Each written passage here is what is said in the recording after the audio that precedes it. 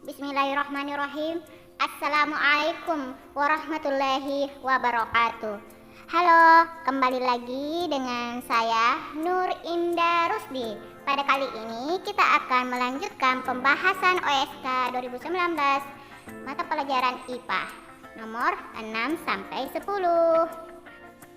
Langsung saja ya, kita ke nomor 6. Perhatikan gambar berikut ini. Di sini ada grafik pernafasan.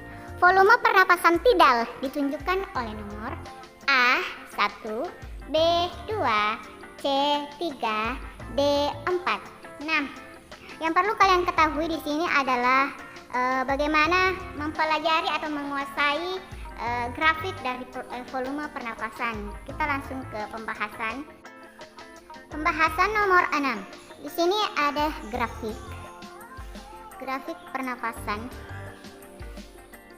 Di sini yang perlu kalian ketahui ada namanya volume tidal, ada namanya volume cadangan inspirasi atau komplementer, ada juga volume cadangan ekspirasi atau suplementer, ada kapasitas vital, ada volume sisa atau residu, ada juga volume total paru-paru.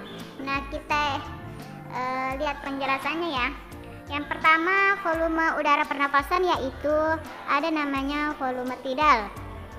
Nah, volume udara pernapasan biasa besarnya kurang lebih 500 cc atau 500 ml. Nah, yang kedua adalah volume udara komplementer atau volume cadangan inspirasi. Udara yang masih dapat dimasukkan secara maksimal setelah melakukan inspirasi biasa. Nah, inspirasi ini nama lainnya adalah menghirup udara. Setelah kita menghirup udara biasa, kemudian kita menghirup udara semaksimal mungkin. Nah, itulah namanya volume udara komplementer. Besarnya kurang lebih 1500 cc atau 1500 ml yang bisa kita hirup udara. Nah, yang ketiga, volume udara suplementer atau volume cadangan ekspirasi. Udara yang masih dapat dikeluarkan secara maksimal setelah melakukan ekspirasi biasa. Nah, kata ekspirasi ini berarti mengeluarkan nafas, menghembuskan nafas. Jadi ketika kita menghembuskan nafas biasa, kemudian kita menghembuskan lagi semaksimal mungkin. Nah, udara yang bisa keluar yaitu sebesarnya 1500 cc atau 1500 ml. Yang keempat adalah volume residu atau volume sisa. Nah, adalah volume udara yang masih tersisa di dalam paru-paru setelah melakukan ekspirasi secara maksimal. Nah, setelah kita mengeluarkan secara maksimal, maka udara di dalam paru-paru itu tidak akan habis sepenuhnya. Masih ada kurang lebih itu 1000 cc atau 1000 ml. Jadi masih ada udara di dalam paru-paru. Nah, nomor 5, kapasitas vital. Ada juga namanya kapasitas vital, adalah volume udara yang dapat dikeluarkan semaksimal mungkin setelah melakukan inspirasi secara maksimal. Jadi volume kapasitas vital ini sama dengan jumlah dari volume tidal, volume udara komplementer, dan volume udara suplementer. Jadi jumlah dari udara yang dihembuskan, dihirup semaksimal, dan volume biasa. Jadi besarnya itu sekitar 3500 cc atau 3500 ml. Kemudian yang terakhir nomor 6, volume total paru-paru. Jadi volume udara yang dapat ditampung oleh paru-paru semaksimal mungkin. Besarnya sekitar 4500 cc atau 4500 ml. Nah, perhatikan ke grafik tadi ya. Ini grafik, jadi volume tidal itu yang ini 500 cc, volume biasa ya, kita bernafas seperti biasa. Nah, itu yang biasanya 500 cc atau 500 ml. Nah, sedangkan volume komplementer ada sekitar 1500 ml. Nah, kalau suplementer atau cadangan ekspirasi ada 1500 ml. Nah, volume kapasitas paru-paru ini jumlah dari volume cadangan inspirasi, volume tidal, volume cadangan ekspirasi. Nah, jumlahnya itu yang ini itu sekitar 3500 cc atau 3500 ml. Nah, ada juga namanya volume residu atau volume sisa. Yang tersisa di dalam paru-paru itu sekitar 1000 ml. Nah, setelah itu gabungan semua yang dapat ditampung oleh paru-paru atau volume total paru-paru gabungan semuanya adalah 4500 cc atau 4500 ml. Oke, sudah paham? Baiklah, kita kembali ke soal. Berarti volume pernafasan tidal yang ditunjukkan oleh nomor, ingat tidal adalah pernafasan biasa, jadi nomor 1. Jawabannya A. Baiklah, mari kita lanjut nomor 7. Ditemukan tanaman di tepi sungai dengan ciri-ciri sebagai berikut. Berwarna hijau, bentuknya seperti lembaran, tumbuh menjalar horizontal atau mendatar. Terdapat alat perkembangbiakan berbentuk mangkuk. Mempunyai rambut seperti akar untuk menempel pada tanah. Jadi mempunyai rambut seperti akar untuk menempel pada tanah. Berdasarkan ciri-ciri di atas, maka tanaman tersebut termasuk kelompok A. Bryophyta, B. Fungi, C. Lichens, D. Pteridophyta. Nah, berdasarkan option kita identifikasi dulu ya. Nah, untuk yang pertama adalah Bryophyta. Bryophyta ini adalah tanaman lumut. Fungi ini adalah kelompok tanaman jamur. Sedangkan lichens ini adalah kombinasi atau simbiosis antara jamur dengan alga. Jamur dengan alga atau ganggang ya. Lichens ini bisa kita perhatikan ada di batang pohon. Ada di batang pohon yang ada bercak-bercak putih. Nah, itulah yang dinamakan lichens. Nah, yang ke D, Pteridophyta paku. Tumbuhan paku. Jadi, jawaban yang paling tepat dari ciri-ciri di atas adalah ciri-ciri di atas itu termasuk merujuk pada ciri lumut atau Bryophyta dari kelompok lumut hati atau namanya lumut hati Hepaticopsida. Sedangkan bukan fungi, karena fungi itu tidak berwarna hijau karena tidak memiliki klorofil. Lichens merupakan simbiosis antara jamur dan alga tadi ya, jamur dan alga. Nah, ini biasanya ditemukan di batang pohon yang saya jelaskan tadi. Sedangkan D, Pteridophyta atau tumbuhan paku, ini tumbuhan paku sudah memiliki akar sesungguhnya. Sedangkan yang ini tadi, ini mempunyai rambut seperti akar menempel pada tanah, belum memiliki akar sesungguhnya. Jadi jawaban yang paling tepat adalah Bryophyta atau tanaman lumut. Baiklah, mari kita lanjut. Nomor 8. Percobaan fotosintesis yang membuktikan bahwa pada tahap perubahan karbon dioksida atau CO2 menjadi glukosa atau C6H12O6 berlangsung tanpa bantuan cahaya matahari adalah percobaan dari A. Blackman, B. Hill, C. Ingenhousz, D. Sachs.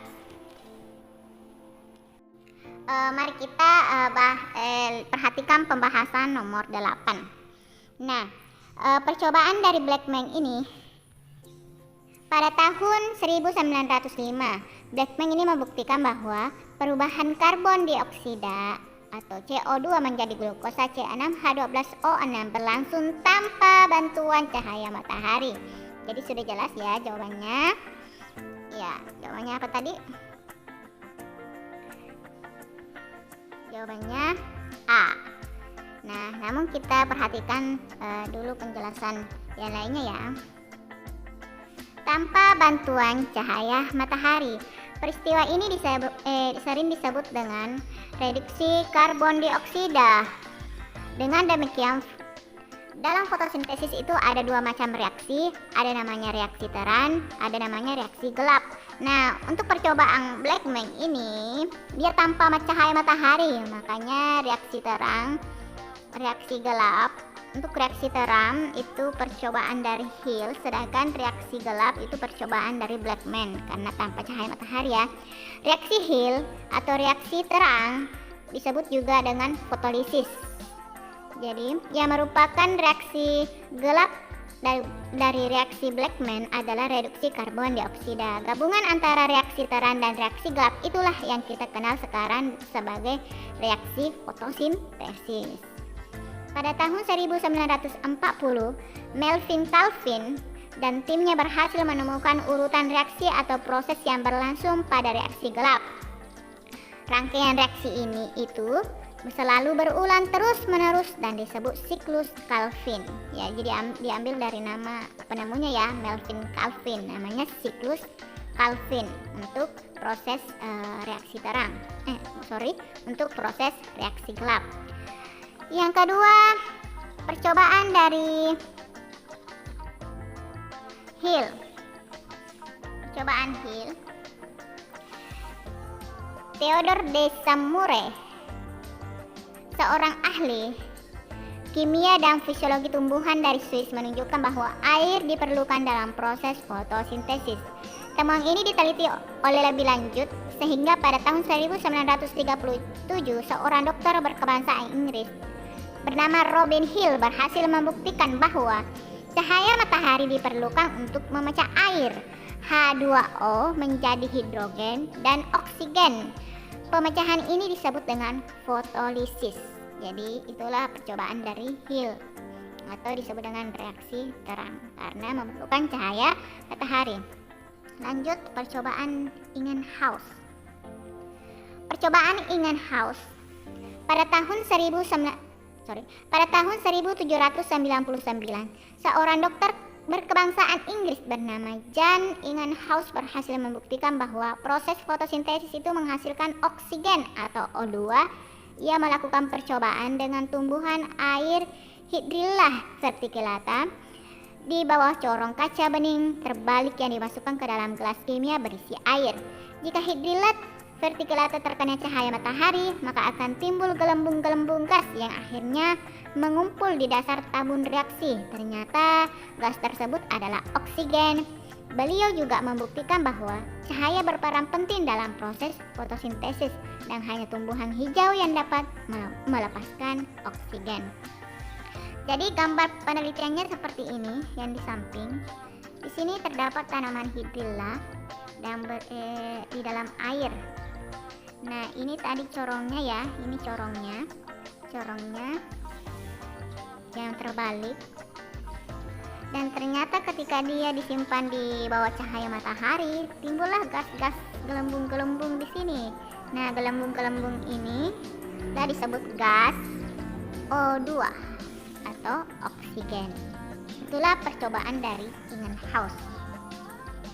Sekarang percobaan dari Sars. Pada tahun 1860, seorang ahli botani Jerman bernama Julius von Sachs berhasil membuktikan bahwa proses fotosintesis menghasilkan amilum atau sap tepung.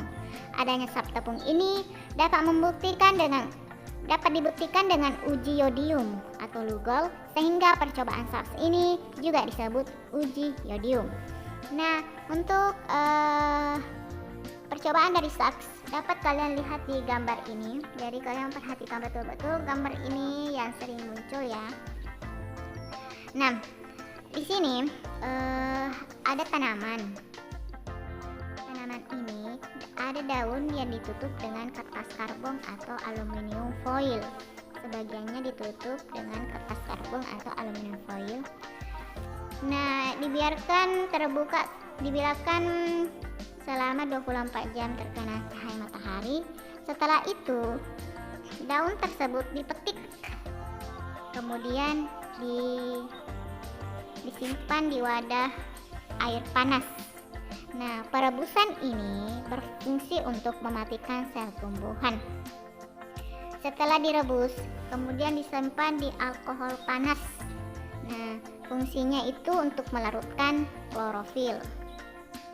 Setelah itu, kita tetesi lugol atau bisa menggunakan yodium.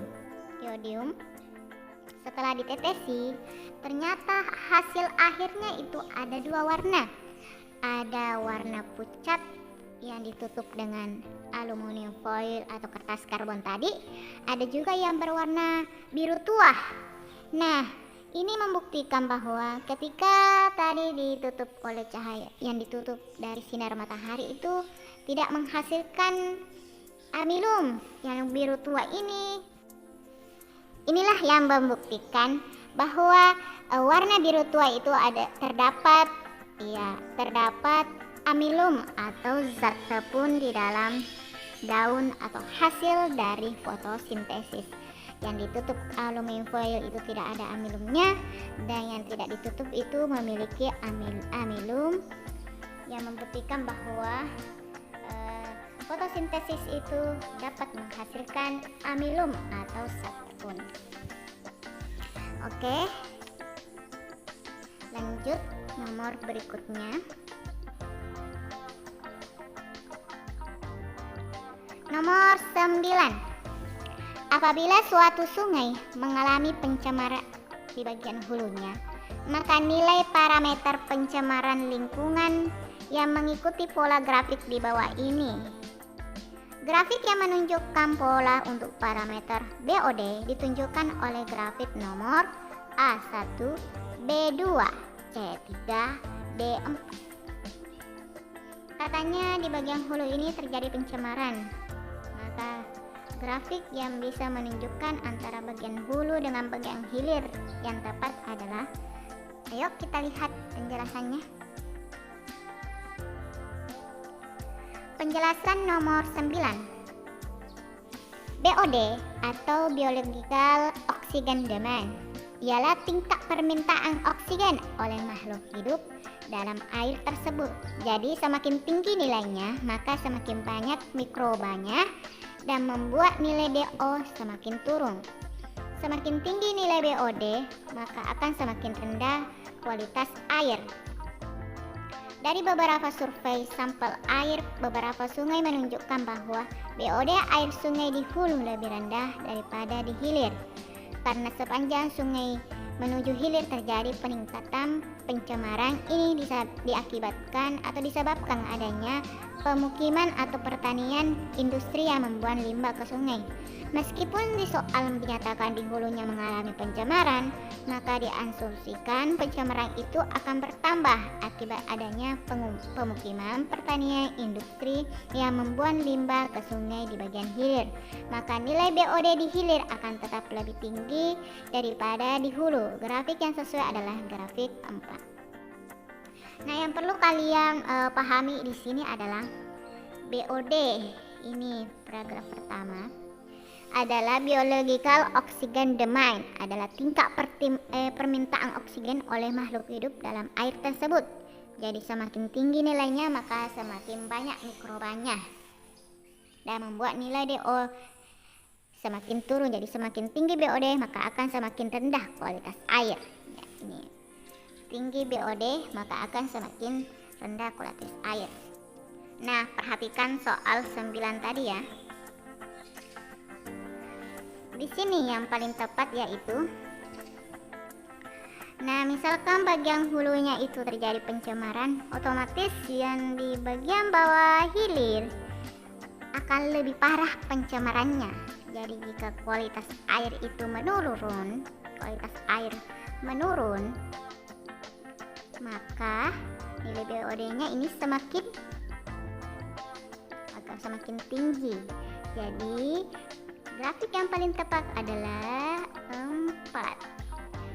Jadi pencemaran di hilir ini lebih parah daripada di hulu. Jadi jawabannya adalah D. Lanjut nomor 10. Perhatikan gambar bunga di bawah ini. Bentuknya seperti trompet ya. Berdasarkan gambar di atas, bunga tersebut dikelompokkan termasuk bunga A. Apetal, B. diapetal, C. polipetal, D. simpetal. Nah, ayo kita lihat pembahasannya. Pembahasan nomor 10. Berdasarkan ada tidaknya serta perilaku perlekatan bunga dapat memiliki fenomena 1. Tanpa daun mahkota atau apetal, jadi tidak memiliki daun mahkota. Yang kedua, daun mahkotanya itu berlepasan atau disebut dengan kloropetal, diapetal, polipetal. Bila daun ini mahkota lepas antara satu dengan yang lainnya. Kita lihat bunga melati itu berlepasan mahkotanya ya. Kemudian yang ketiga, daun mahkota berlekatan, disebut dengan simpetal, gamopetal, monopetal. Daun mahkota yang satu dengan yang lainnya ini saling berdekatan membentuk tabung, bisa juga membentuk trompet atau bulu mahkota, cuping mahkota, dan leher mahkota. Jadi berdasarkan di soal, jadi jawaban yang paling tepat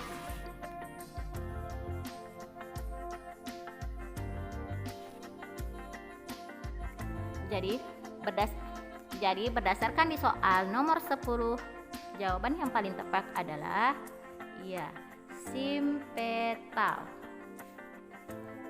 Antara mahkota bunga yang satu dengan yang lainnya itu berlekatan. Nah, sedangkan yang A, apetal dari kata A itu tidak memiliki mahkota.